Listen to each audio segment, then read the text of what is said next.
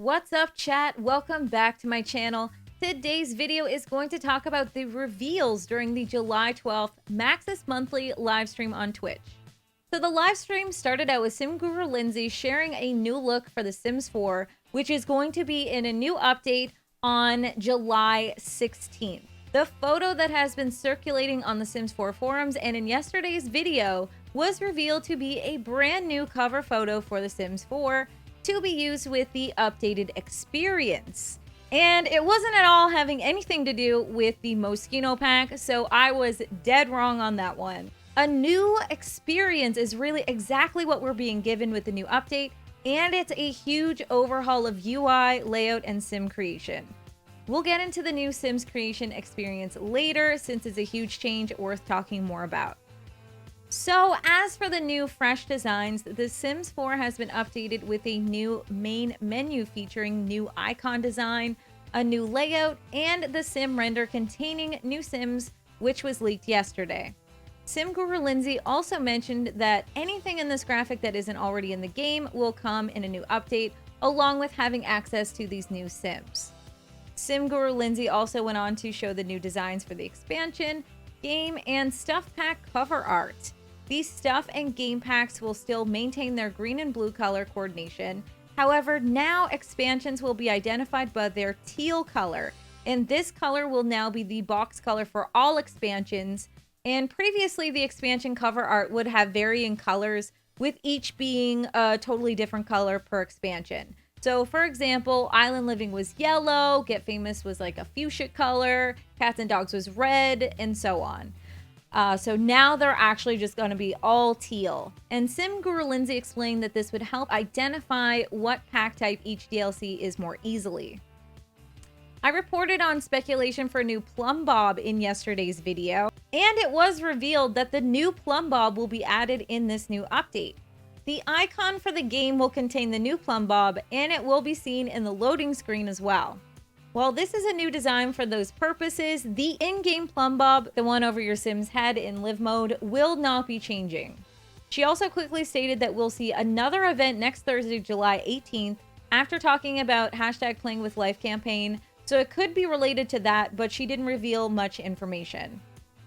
The updates aren't all cosmetic, though. We did receive a new game mode to create a sim. The overhaul is what the gurus are calling Create a Sim Stories. And just to be clear, the old Create a Sim will not be going anywhere. This is just an extra feature.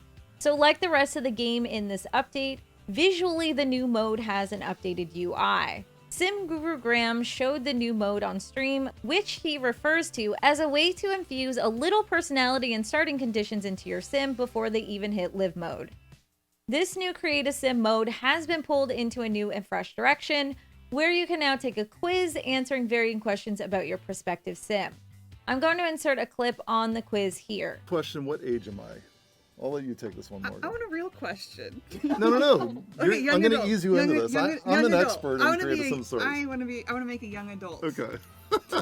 Now I'm going to get the first one. Okay. So, what do I most want to do on a trip to Salvadorada? And it's cool that this one turned up first, actually, because not only have we added questions for, base game stuff, but for all of the various packs, there are questions for those as well if you own them. So that'll be pretty neat. Imagine the character in your mind. Who now, are you making? Well, I'm going to answer the way that I would actually answer, I think. Oh, so this is semi-Graham so far. Oh, maybe. There's a little bit of Graham in this. So what do I most want to do on a trip to Salvadorada? I could mingle with the locals, venture into the jungle, or explore ancient ruins. I'm going to be exploring ancient ruins today. How about you, Morgan? So you found an ancient relic of some kind in those ruins that I've explored. Mm-hmm. Do you want to keep it, sell it, or you think it belongs in a museum? I'm going to sell it. I want the simoleons. Oh, there goes that evil side of yours, Morgan. There are 10 total questions. Once the quiz is over, the game will assign an aspiration, 3 traits, a career if you had applied one, and some base skills. The game does not apply anything to your sim's appearance, so that will be up to you. But keep in mind, after you go through the quiz, you will not be able to change the aspiration or the traits at this time. The sim will also be assigned an amount of money based on the answers of the quiz. Sim Guru Graham and Sim Guru Morgan then went on to show off an update for the build catalog that will have many builders very happy. The Sims 4 will now have over 1,000 unlocked objects that were previously only in the game's environment and unavailable to use either from the catalog or from debug. So what does this mean? Well, if you don't do much building in the game, then you might not have noticed that within a given world, the set dressing or the areas outside the editable lots would have objects that just weren't available in the catalog to place. So now these environment pieces will be viewable when using the new cheat that will be provided in the update notes. Sim Guru Morgan then talked about the updates coming to console, with Island Living being released for console on July 16th. The closest launch between a PC and console launch for Sims packs so far. Also, the new patch for console will include everything from the recent June PC/Mac update. I did a whole video on these items, so you might want to check it out if you're wondering what exactly is coming in this update, and I'll put a card here and link it at the end of the video as well. But spoiler alert, it's sexy doors. The console update will also include the freelance career and the freelance inspired clothing. So that's the bulk of what's new. Now that you've been given the info, I'm gonna give you my thoughts on these new updates. Firstly, the new design. I was very shocked by it. Not necessarily in a bad way. It was a big change from what the previous branding was. But the first thing I noticed was the subtle change in the logo. So it features the new Plumb-Bob, and the actual Sims 4 text logo has gone from a gradient to a solid. The color story has changed a little bit as well. The blue especially is a darker blue, and it's more in the forefront of the branding now. The design feels a lot more bold and more energetic and graphic. And the more I look at it, the more I do like it. However, I do find myself missing the more minimalist feeling of the previous version. But with any type of design change, I feel like it is not going to be received well at first. This is a common occurrence with any type of UI change in a program or a website that the public uses. The change is bad vibe will rear its head no matter what. It doesn't matter if it's a good design or if it's a bad design. If it's changed a lot, people are going to automatically hate it. And I'm not necessarily saying that people should hate this, but I feel like we have to take that into account with people overwhelmingly not liking this design. If they do, I don't actually know other people's thoughts at this time, but keep that in mind. If you are someone that does like this, but you see everybody hating on it, just remember that there is sort of like that change, any change is bad vibe that comes with any type of program or website design change. It happens. Every time Twitter changes something, people go crazy. They're like, how can we get old Twitter back? With Facebook, like with really anything. But not saying it's good or bad, or people, you know, are being too harsh or not. Like, it doesn't matter if it's something that you use and you don't like the change. I mean, that's up to you. I also enjoy the new Sims. I do agree that they feel fresher and more current. I'm excited to see them pop up in Create a Sim. And can we talk about that pink hairstyle on that Sim? I love it. I know I was duped into thinking this was for Moschino, but I'm glad that the rumor is now debunked because these Sims are great for the new updated game. I also really like the new Plumb-Bob design. It feels more energetic and graphic. I think Lindsay also mentioned that as well. It's bold. The new load screen with the new Plumb-Bob will definitely take some time for me to get used to. But I do enjoy that the background is not a searing white anymore. If you play at night with the lights off and try to load onto a new lot in the game, you know what I mean when I say my eyes will enjoy this much more. As for the new box designs for the pack, I think I'll really miss the different colors for the expansions. I enjoyed trying to predict what color would be the next one, but I mean, I feel like they were kind of running out of the colors anyway. The teal in the branding, however, feels really out of place for me.